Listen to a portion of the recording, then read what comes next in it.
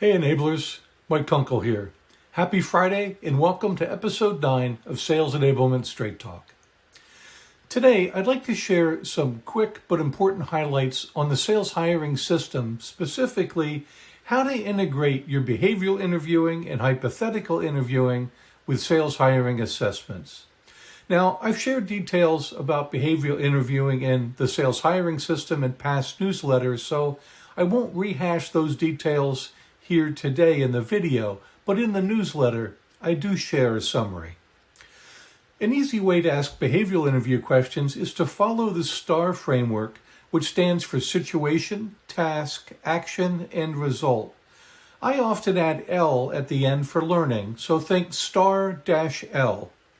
First, ask the candidate to give an example of a time when they displayed a behavior you want to assess.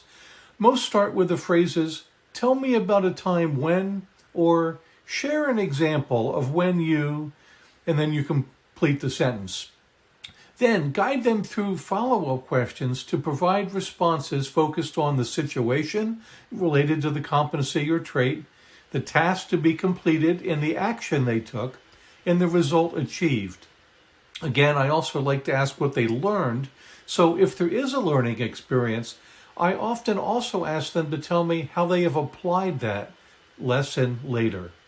Occasionally, even an experienced candidate may not have a STAR-L story for you. Or if you're hiring straight out of school or for lesser experienced candidates for certain roles, behavioral questions may not be as effective. In this case, you can flip your behavioral question to a hypothetical question. These are not as predictive, but it can help you assess the candidate's judgment compared to your top performers. Hypothetical questions are, imagine that you are in this situation, or what would you do if type of questions. They're posed around challenging situations, likely ones they haven't faced yet, built from real scenarios that your top performers faced and overcame, and designed to test judgment compared to top performer practices. Next, let's layer in sales hiring assessments and then tie them all together. A good hiring assessment can radically improve the effectiveness of your hiring decisions. Here are some thoughts on choosing a psychometric sales hiring assessment. First, ensure it's based on sales competencies and traits, not generic competencies and not personality. Seek normative, not ipsative assessments so you can compare candidates to a large pool of others. Look for regular statistical studies to prove validity and especially seek predictive validity.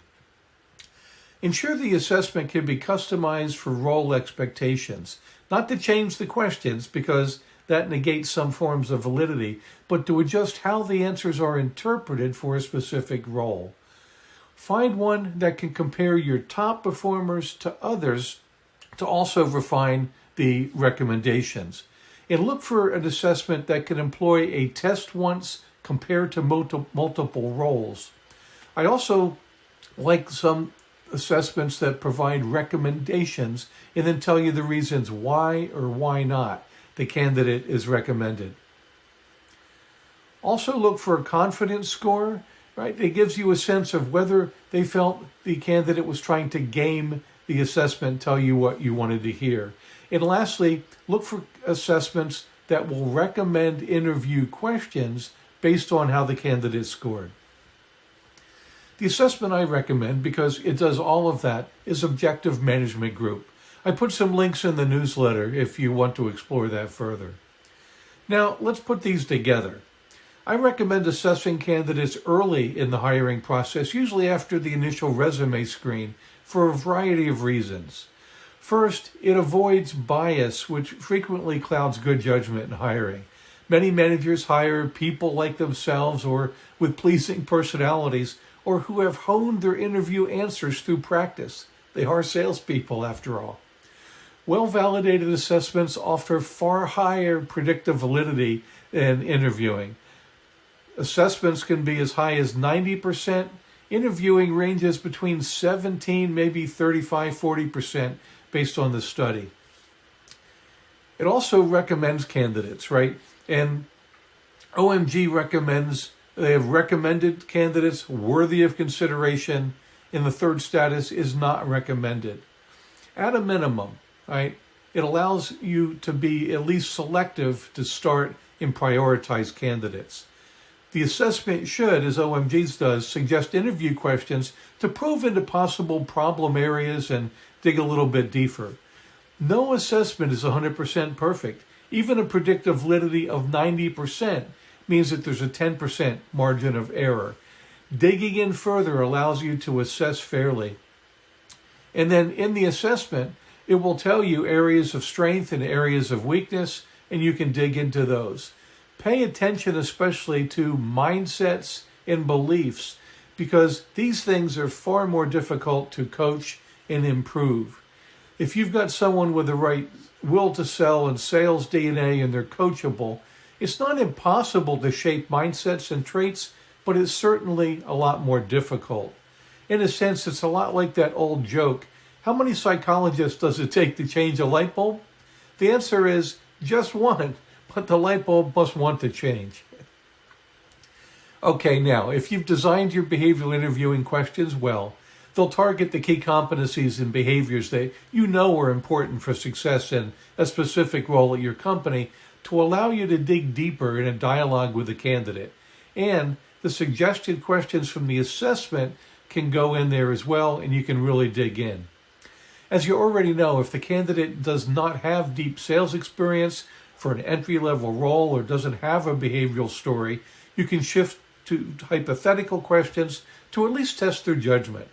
It's not as good as having a behavioral response, so take that into consideration in your scoring, but it's better than not having a response on a key competency. In addition to the recommended interview questions from the assessment, you may want to peel the onion further on other red flag areas of concern based on the assessment scores and report. To be consistent and fair, you can't ignore the pre-planned questions unless they don't apply to the role. So don't swap questions. The assessment recommended questions are meant to be additive, not replacements. Lastly, while it's not the purpose of this newsletter edition, remember the other elements of the sales hiring system. One that I strongly recommend and endorse is skill validation, or orchestrating a role play to allow the candidate to demonstrate something relevant. It might be a prospecting call, writing an email, leaving a voicemail, conducting pre-call planning, or whatever you'd like to test them on to validate an actual skill versus a verbal assertion of having that skill. Anybody can say they're a great appointment setter, right? But asking them to demonstrate it provides a deeper level of validation. Well, that's it for this week, Enablers. Thanks for watching. Enjoy the rest of the newsletter. And as always, make an impact with Enablement.